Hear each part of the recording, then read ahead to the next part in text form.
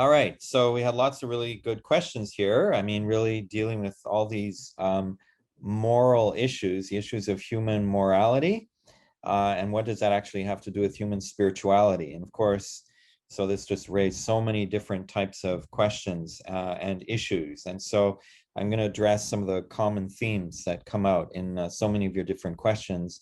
And so the first is about the stages of moral development. Are they really always in that order? So that's the first one. The second one is about all of the theories that I mentioned that put self-interest, that kind of define human nature as self-interested, and some of the issues related to that. And then third, there were so many issues related to, well, actually, there's so many different moral standards, so many different moral rules, different moral values, different moral dilemmas. So how can we even know what is right or wrong, or what is moral or not moral? And so that's always a big issue of reflection.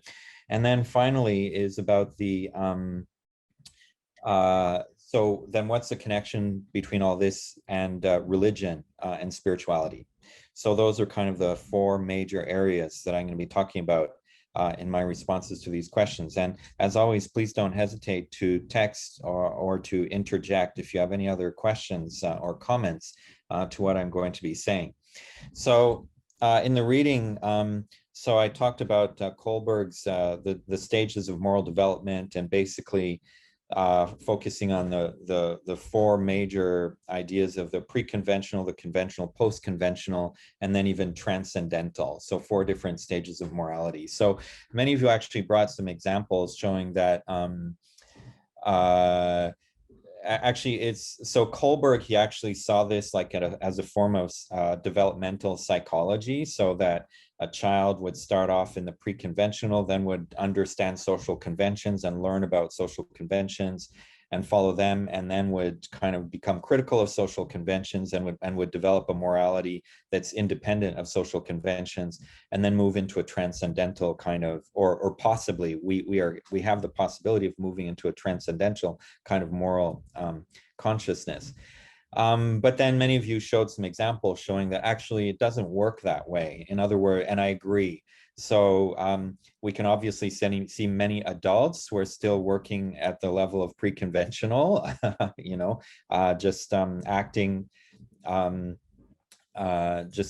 their own self-interest to avoid punishment. You could have younger people who are actually showing transcendental consciousness or post-conventional morality and so on. So actually, for me, I see the usefulness of Kohlberg's concept is partly developmental, because there is the idea that we do go through different phases in life, and undoubtedly we will have different types of moral consciousness because of our different level of maturity, our different kinds of experiences, our different intellectual capacities, and so on. So it makes sense that we have different types of moral reasoning and moral consciousness at different stages of our life.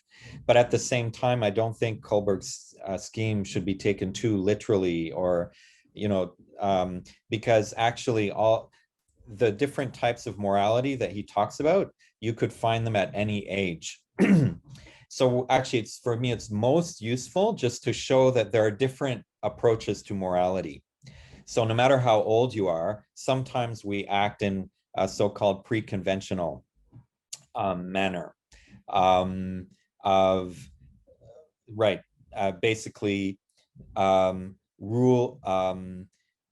morally in order to avoid punishment or in order to gain a certain reward, and really without not caring at all about whether it's moral or not. We just really don't care. It's not, that's not the point. It's simply, okay, how do I avoid pain? How do I avoid being caught by the law, you know, or whatever, being caught by the police? And I actually don't care about whether it's moral or not. So obviously we are always acting at all ages. We can be acting in that way. And then the conventional morality. So again, doesn't matter how old you are, we're often acting in a conventional manner. So we're acting morally without really thinking about it, or we think we're doing good, but our standard of what is good is simply what people around us are doing. So that's just common no matter what your age is. And similarly, the post-conventional is when we actually become critical. And so that clearly starts, especially at adolescence. When we become teenagers, then we become strong. We have a strong post-conventional morality, because when we become aware, we start to become aware that um, the moral, like when we were very young, when we were children, we were getting moral teachings from our parents, and right, and we obey them or not. And we weren't critical about those moral teachings. But then when we become an adolescent, then we start becoming more critical about it.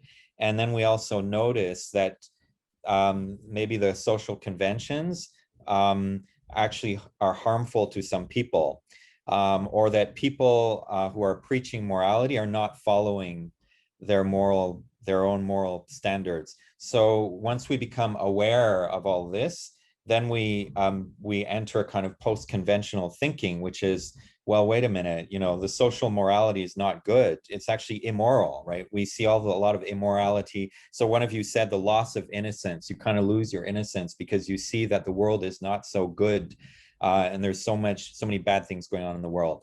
But that doesn't mean you have no moral consciousness. On the contrary, so once we get into the post-conventional, often it's a very strong sense of morality and justice, that look at many of our social conventions are bad.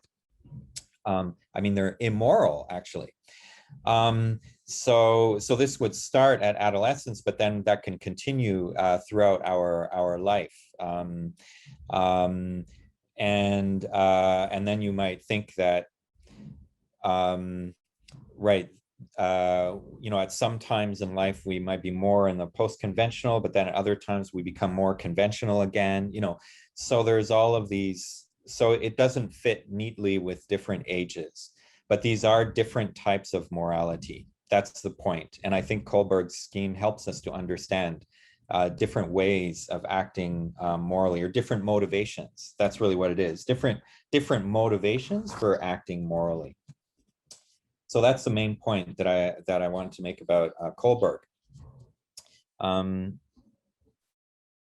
Any questions or comments about Kohlberg's, or about what I was just saying about Kohlberg?